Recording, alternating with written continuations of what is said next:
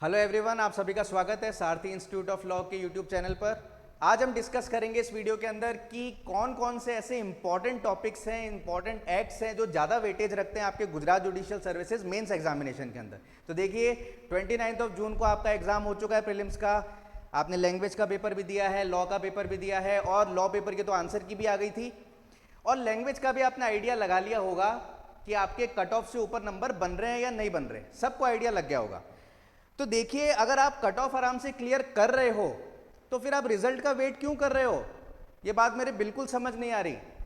जब आपके नंबर बन रहे हैं कि आप कंफर्टेबली क्लियर कर लोगे अपनी कट ऑफ प्रीलिम्स की, तो फिर आप रिजल्ट का वेट क्यों कर रहे हो?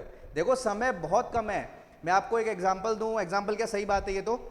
2019 के अंदर गुजरात जुडिशियल सर्विसेज का जब एग्जाम हुआ था तो उसके अंदर आंसर की आई पहले ऑफिशियल प्रीलिम्स की, फिर उसके ऊपर ऑब्जेक्शन लगे, फिर ऑब्जेक्शन लगने का टाइम वगैरह जो होता है, और उसके बाद जब फाइनल आंसर की आई थी, और जैसा कि आपको पता है, जो लोग गुजरात की पहले भी तैयारी कर चुके हैं या आप नोटिफिकेशन उठा के देखोगे पहले की, तो ये लोग क्या करते हैं, प्रीलिम्स की, मेंस की और इंटरव्यू की डेट पहले ही नोटिफिकेशन में एक तरीके से टेंटेटिव डेट अनाउंस कर देते हैं। अब जैसे इस बार आपका मार्च के अंदर होना था प्रीलिम्स और आपका जून के अंदर मेंस हो जाना था, लेकिन ऑनरेबल सुप्रीम कोर्ट का जो जजमेंट आया उस वजह से ये प्रोसेस थोड़ा स्लो हो गया था। आप सबको पता है ये सारी चीज़ें। नहीं तो जो टेंटेटिव डेट होती है उस पर हो जाते हैं प्रीलिम्स और मेंस। तो 2019 में क्या हुआ था कि आंसर की आई रिवाइज होके और उसके 12 से 15 दिन के बाद ही मेंस एग्जाम की डेट थी और उस दिन हो गया मेंस का एग्जाम। तो जो लोग रिजल्ट का वेट कर रहे थे कि देखते हैं क्लियर होते हैं या नहीं होते, या एक बार रिजल्ट आ जाए उसके बाद प्रिपरेशन स्टार्ट करेंगे मेंस की, तो उनको बहुत दिक्कत आई थी। 12 से 15 दिन में उनका कोर्स पूरा नहीं हुआ था। और जो लोग स्मार्ट थे, जिन्होंने देख लिया कि हम कट ऑफ क्लियर कर जाएंगे, उन्होंने अपने मेंस की तैयारी शुरू कर दी और वो फिर सेलेक्ट भी हुए थे। तो देखिए, ये मिस्टेक मत करिए। मैं बार बार आपको कह रहा हूं, रिजल्ट का वेट मत करो, अपने मेंस की प्रिपरेशन आप तुरंत स्टार्ट कर दो, टाइम मत वेस्ट करो। बहुत इंपॉर्टेंट है ये आपके लिए टाइम। अब आते हैं हम वीडियो के टॉपिक पे कि इस वीडियो में हम क्या डिस्कस करने वाले हैं। तो देखिए, एक आपको इंपॉर्टेंट रूल बताता हूं, 70-30 का रूल, जो मैंने मेरे बाकी लेक्चर्स और वीडियोस के अंदर भी बता रखा है, आप देख सकते हैं। उसमें क्या चीज है ये 70-30 रूल? तो देखो, चाहे आपका स्कूल का एग्जाम हो या आपका यूनिवर्सिटी कॉलेज का एग्जाम हो या कोई भी कॉम्पिटिटिव एग्जाम हो, सिर्फ जुडिशरी की बात नहीं कर रहा मैं, कोई भी कॉम्पिटिटिव एग्जाम हो, तो हर एग्जाम में क्या होता है, कुछ ऐसे कोर टॉपिक्स होते हैं जो हमें पता होता है कि इनमें से क्वेश्चन बनेगा ही बनेगा या बनता ही बनता है। अब अगर मैं आईपीसी की बात करूं तो आप सबको पता है कि मर्डर और कल्पेबल होमिसाइड कितना इंपॉर्टेंट है। सीआरपीसी की अगर मैं बात करूं तो आप सबको पता है इन्वेस्टिगेशन, बेल, अरेस्ट कितने इंपॉर्टेंट हैं। तो ये होते हैं कोर टॉपिक्स हर किसी एक्ट के या सब्जेक्ट के, जिसमें से आपके क्वेश्चन या पेपर बनते ही बनते हैं। तो 70-30 का रूल क्या है कि आपका कोई भी सब्जेक्ट या कोई भी एक्ट है, उसके 30% पोर्शन या सिलेबस में से आपका 70% पेपर बन के आता है। आपके क्वेश्चन पेपर में जो 70% क्वेश्चन होंगे वो उस 30% पोर्शन या सिलेबस में से आते हैं, और रिमेनिंग जो आपका अब 70% सिलेबस रह गया, उसमें से आपका बाकी बचा हुआ 30% पेपर बनता है। तो देखो, हमें यहाँ पे गधा मजदूरी नहीं करनी है, हमें स्मार्ट वर्क करना है। क्योंकि हार्डवर्क तो देखो, जो भी सिंसियर डेडिकेटेड स्टूडेंट है वो सब करते ही हैं, लेकिन असली जो सिलेक्शन लेते हैं या सफल होते हैं वो कौन होते हैं? जो हार्डवर्क के साथ साथ कंसिस्टेंसी से स्मार्ट वर्क भी करते हैं। तो आपको सिलेक्शन वाले कैंडिडेट्स के अंदर आना है, सिर्फ हार्डवर्क नहीं, स्मार्ट वर्क भी। तो स्मार्ट वर्क क्या कहता है कि आप 70-30 का रूल दिमाग में रखो, उस हिसाब से अपनी स्ट्रेटेजी बनाओ, और जो कोर टॉपिक्स हैं, मोस्ट इंपॉर्टेंट टॉपिक्स हर किसी एक्ट के, उन्हें पहले कवर करो, बाकी सिलेबस पे बाद में जाओ।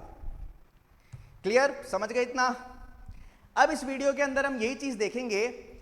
हमने अच्छे से आपके गुजरात जुडिशरी मेंस के जो प्रीवियस ईयर्स के क्वेश्चन पेपर्स हैं, जो पैटर्न आता है, किस तरीके के क्वेश्चंस हैं, किस एक्ट का किस सिलेबस का क्या वेटेज है, अच्छे से एनालाइज किया है। इसका एक हमारा वीडियो भी है, आप हमारे यूट्यूब चैनल पे देख सकते हो।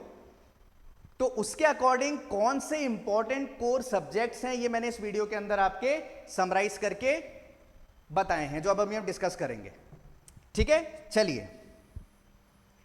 तो देखिए, आप सबको पता है कि आपका गुजरात जुडिशरी मेंस के अंदर 2 पेपर होने वाले हैं, 100-100 नंबर के, और 3-3 घंटे का टाइम होगा। एक ही दिन में दोनों पेपर निपट जाएंगे आपके। अब उस 100 नंबर के पेपर के अंदर एक होगा आपका सिविल लॉ का पेपर और दूसरा होगा आपका क्रिमिनल लॉ का पेपर। तो सिविल लॉ के पेपर के अंदर आपको कौन कौन से एक्ट या सब्जेक्ट ऐसे हैं जिनको बहुत अच्छे से पढ़ना है, क्योंकि पेपर में उनका वेटेज बहुत ज्यादा रहेगा, बहुत ज्यादा क्वेश्चन आएंगे उनसे, ध्यान रखिएगा। तो देखिए, सिविल की बात करूं तो आपका सबसे पहले code of civil procedure CPC, आप सबको पता है सिविल लॉ की जब भी बात होती है सबसे पहले दिमाग में क्या आता है, सीपीसी।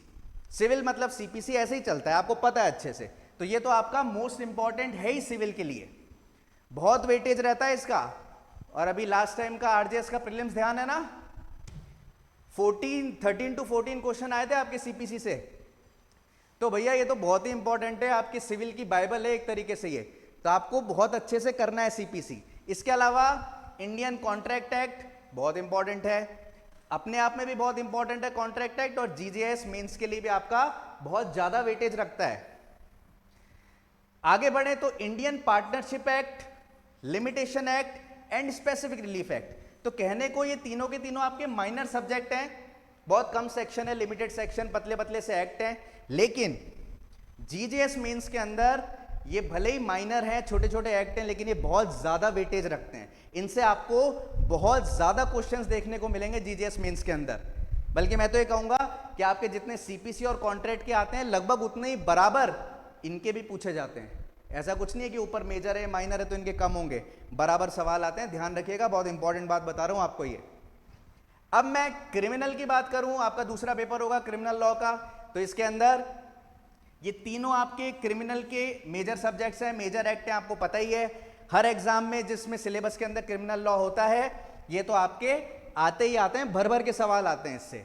कौन कौन से, इंडियन पिनल कोड जो अब आपका बीएनएस है, सीआरपीसी जो अब आपका बीएनएसएस है, और इंडियन एविडेंस एक्ट जो अब आपका बीएसए है।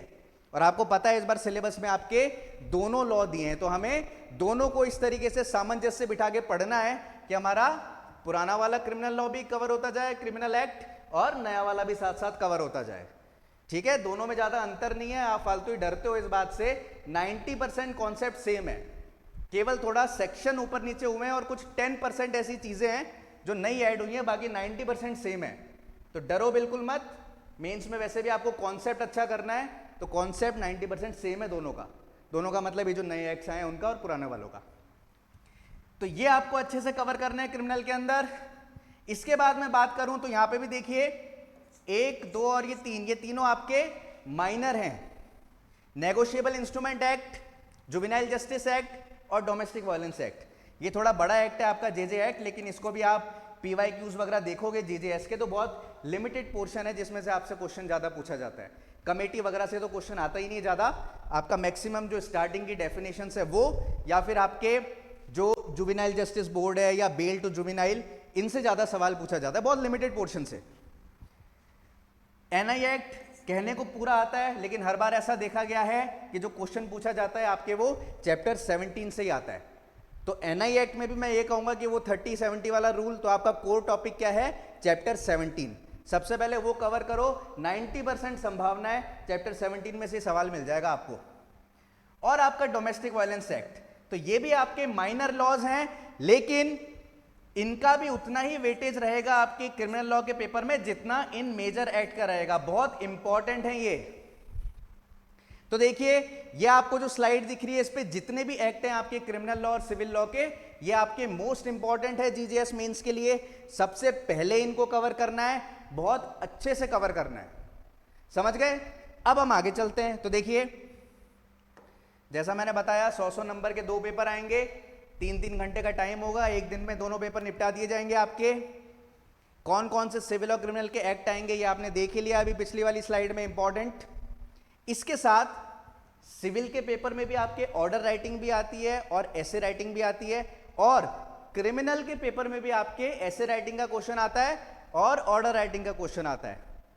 तो अगर मैं ऐसे राइटिंग की बात करूं जो सिविल और क्रिमिनल दोनों पेपर में आने वाली है आपकी, तो ये कुछ टॉपिक्स जो प्रीवियस ईयर्स के अंदर आए हुए हैं, मैंने एक एग्जांपल आपको देने के लिए यहां पे लिखे हैं, वीडियो पॉज करके आप देख सकते हो। ये सारे वो टॉपिक्स हैं आपके ऐसे के जो आपके जीजेएस के अंदर प्रीवियस ईयर्स में आ चुके हैं, और भी बहुत टॉपिक है इनके अलावा, कुछ मैंने एग्जांपल्स लिखे हैं। तो यहां देखिए लीगल टॉपिक जैसे आपका ADR mechanism, legal aid, natural justice, speedy trial, ये सब हो गए आपके लीगल टॉपिक एक तरीके से। और बहुत जनरल टॉपिक्स हैं, कोई बहुत ज़्यादा अनकन्वेंशनल नहीं है, लीग से बहुत ज़्यादा हटके नहीं है, बिल्कुल सीधे सीधे टॉपिक्स हैं जो अमूमन जुडिशरी एग्जाम्स के अंदर पूछे जाते हैं एसएस के अंदर। और अगर मैं आपको थोड़े ये सोशल लीगल टाइप के टॉपिक्स बताऊं या सोशल टॉपिक्स, तो इसके अंदर आप देखो सोशल मीडिया, बेन और बून, इसी तरह आपका मोबाइल, वरदान या अभिशाप, बहुत देखा होगा आपने, ऐसे आता है उस पर। एआई के ऊपर भी अब पूछा जा सकता है। आप लोग जानते हो कि अब आर्टिफिशियल इंटेलिजेंस बहुत चर्चा में रहती है, रोज ही न्यूज़पेपर के अंदर या वैसे भी न्यूज़ के अंदर बहुत चर्चा में है आजकल आर्टिफिशियल इंटेलिजेंस। तो ध्यान रखना है, उससे रिलेटेड भी आपको ऐसे पूछा जा सकता है। कोविड से रिलेटेड भी आपको पूछा जा सकता है, लेकिन अब कोविड को गए हुए 4-5 साल हो गए हैं, तो अब थोड़ी संभावना कम है। बट फिर भी कोविड से रिलेटेड थोड़ा पढ़ लेना कि कल को लिखने को आ जाए तो वहाँ पे ऐसे हवा में देख रहे हो, इधर उधर देख रहे हो, ऐसे ना करो, कुछ ना कुछ आधा एक पन्ना ढंग से लिख दो।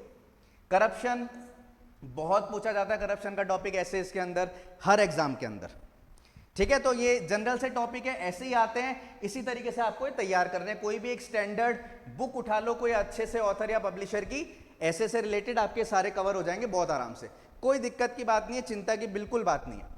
अब ऑर्डर राइटिंग की बात करूं, आपके दोनों के अंदर क्रिमिनल सिविल दोनों में ऑर्डर राइटिंग के क्वेश्चन आते हैं। तो देखिए क्रिमिनल में ज्यादातर आपसे ऑर्डर राइटिंग पूछी जाती है। अब देखो एक सबसे अच्छी बात क्या है, आरजेएस का जो एग्जाम होता है उसमें आपकी जजमेंट राइटिंग आती है। अब जजमेंट राइटिंग के अंदर बहुत लेंदी, पहले तो आपको पढ़ने पड़ते हैं बहुत सारे फैक्ट्स, फिर आपको पूरा उससे रिलेटेड चीजें लिखनी पड़ती है और बहुत लेंदी पड़ता है। इसमें आपके केवल ऑर्डर राइटिंग आती है जो एक पन्ने की होती है, थोड़े से आपको 8-10 लाइन के फैक्ट्स पढ़ने पड़ते हैं, और अगर आपको फॉर्मेट पता है, थोड़ा सा लिखने का तरीका पता है, प्रैक्टिस करके जाओगे, बहुत आराम से बहुत अच्छा स्कोर कर सकते हो, कुछ मुश्किल नहीं है इसके अंदर।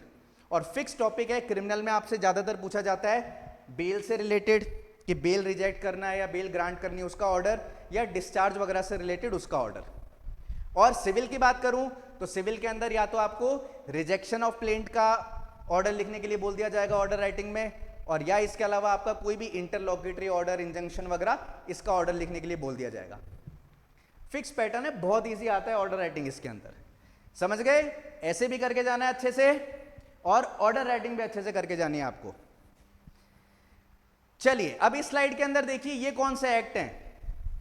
तो हमने स्टार्टिंग में जो डिस्कस करे थे वो तो आपके मोस्ट इंपॉर्टेंट टॉपिक है, मतलब वो 70-30 वाली बात थी ना, उसके अंदर वो उन 30% में से जिसमें से आपका 70% पेपर बन के आएगा। तो अगर आपने ये वाली स्लाइड के अंदर मैंने स्टार्टिंग में आपको जो टॉपिक्स दिखाए थे, ये अगर आपने सारे के सारे एक्ट अच्छे से कवर कर लिए, इनके कोर टॉपिक्स, तो आप ये मान लीजिए कि आपका 70% पेपर कवर हो जाएगा।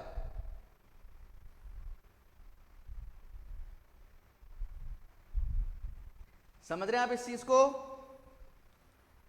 देखिए अभी आर्टिफिशियल इंटेलिजेंस की हम बात कर रहे थे और ये हमारी टेक्नोलॉजिया अटक गई थोड़ी सी, कोई बात नहीं, होता रहता है।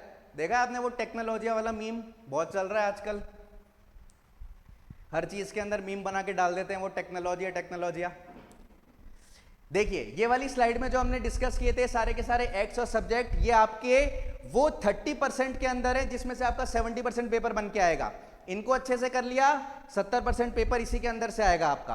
अब इसके अलावा कौन से ऐसे इंपॉर्टेंट एक्ट्स और सब्जेक्ट्स हैं जो हमें कवर करने हैं, तो वो आपके इस स्लाइड के अंदर मैंने आपको बताए हैं। देखिए सिविल की बात करूं तो transfer of property act, sales of goods act, Hindu Muslim law के बहुत बेसिक से कंसेप्ट, जैसे हिंदू लॉ के अंदर आपका डाइवोर्स से रिलेटेड हो गया, मैरिज से रिलेटेड हो गया, यही पूछे जाते हैं ज्यादातर।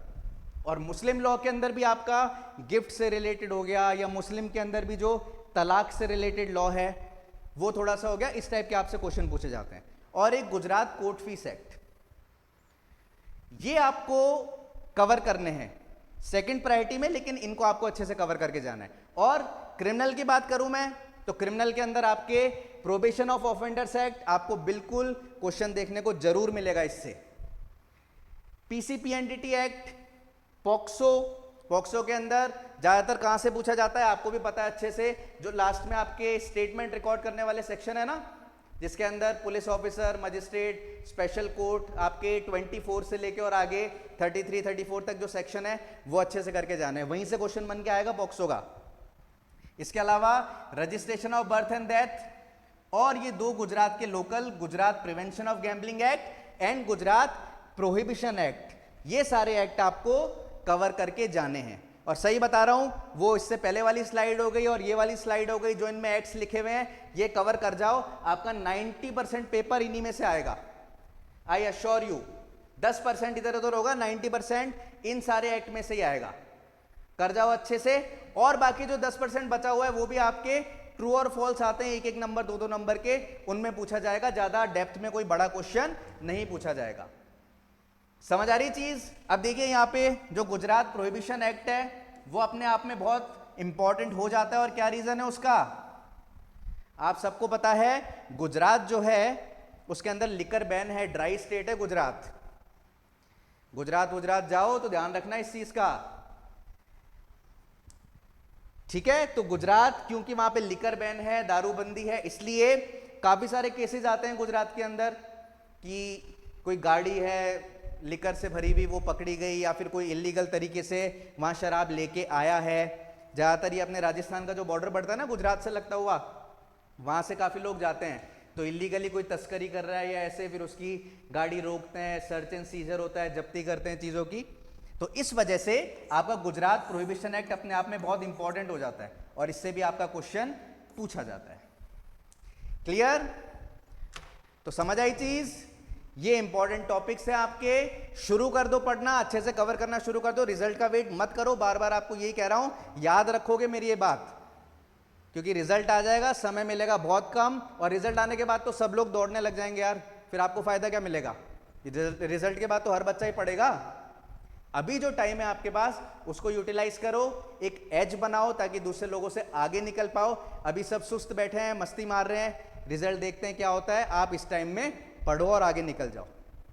और सही बता रहा हूं, खासकर कि मेरे वो दोस्त जो अभी फ्रेशर हैं या फिर जिनका वो 3 साल का जो आपका मैंडेटरी प्रैक्टिस का जो रूल है वो अभी 3 साल आपके पूरे नहीं हुए एक्सपीरियंस के, उनको तो बिल्कुल टाइम नहीं वेस्ट करना चाहिए, उनको तो अभी दिन रात एक कर देनी चाहिए। उसका कारण ये है कि अभी अगर आप नहीं निकल पाए, क्योंकि देखो इस वाली नोटिफिकेशन में तो आपका वो वाला रूल अप्लाई नहीं हुआ है, तो निकल जाओ अभी, क्योंकि नहीं निकल पाए तो हो सकता है 2 से 3 साल आपको वेट करना पड़े, और आगे क्या परिस्थितियां हो, पेपर कैसा आए, कब वैकेंसी आए, आप इतना टाइम पढ़ाई को, एग्जाम को दे पाओ या नहीं दे पाओ, आगे 2-3 साल का किसी को नहीं पता, किसी ने नहीं देखा।